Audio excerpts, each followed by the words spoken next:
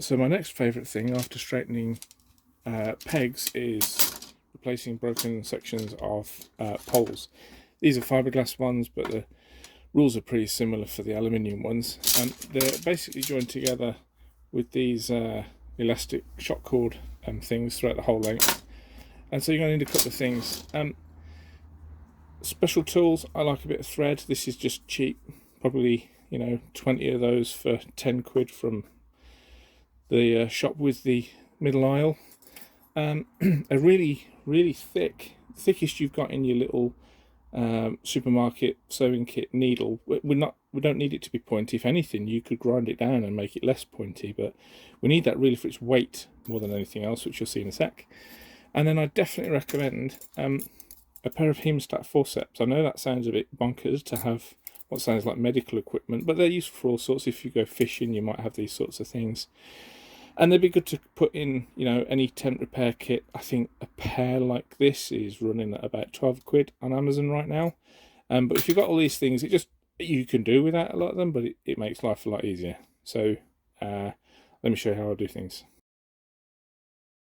So to get the first section off, it helps if you can get a little bit of slack out of the elastic inside. So what I do is I pull a bunch of slack through. The pole is all straightened out in that direction, and then this is what the hemostats are useful for. Is you sort of clip that on and let go. Yeah, there are knots and things you can do, but this stuff is, if it goes tight, it can be difficult to undo. So these things, they're pretty non-destructive, and that just means now I've got room to maneuver when I'm changing the next pole section. So next thing is to get the thing at the end again. I'm using another pair of these hemostats. This is where they really do come into their own. Poke inside there and pull it out, and there you go. You've got a thing. If you need to, you can clip those on as well, and that just gives you a little bit of time to faff out about and undo the knot, which I won't make you watch. So there you go, magic of editing. That knot's gone. I'm just going to hold on to it, remove those, and now I can let go and it won't disappear inside. So I can remove the whole section.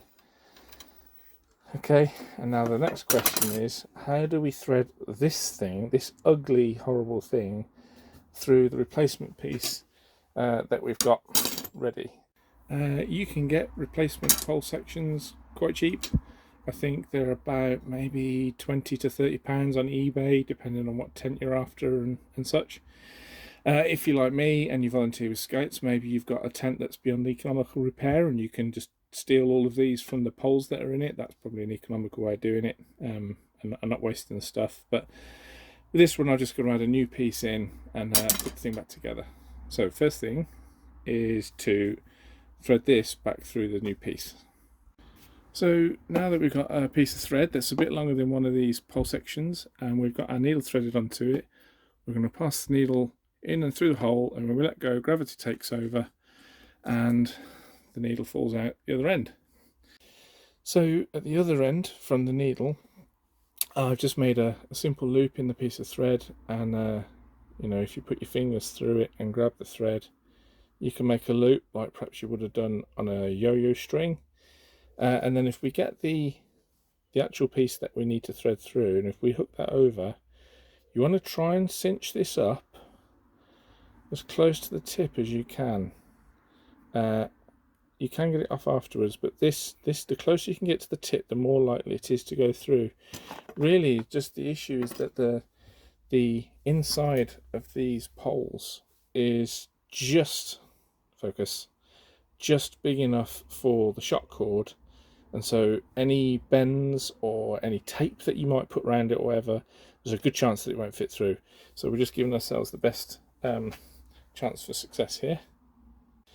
So the trick with this bit is just not to force it really and not to panic. So we're going to pull it through from the other end, and we're just going to tug on it. We're going to twist it, and we're going to feed it as best we can backwards and forwards, and eventually you'll find that it will just slip through. There we go, and I'm just pulling all the way through now, and so at this end, we'll find that the shock cord comes through, and then we're sorted. And then you keep repeating that obviously for as many sections as you've got to replace. If you've broken the middle piece, then you got more work ahead of you. But essentially it's rinse and repeat until you've done what you need to.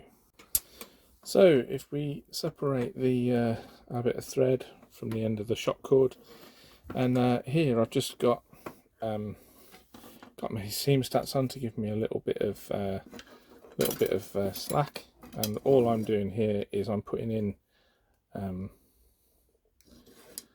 a stopper knot.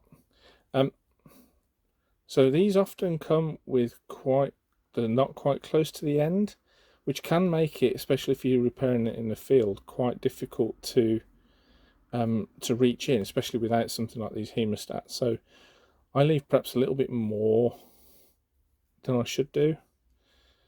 I'm not going to pull that too tight because it will tighten itself up anyway, and let that go. So that is sticking out, but that is going to be easy to repair in the field. And the way that these clip onto the tent is that there's a metal thing that goes up inside, and that's not really going to cause any trouble, in my opinion. I mean, you're free to do them wherever you like, but I find that that's going to be easier if I need to replace a broken tent pole at camp than I am at my workbench. So that's me.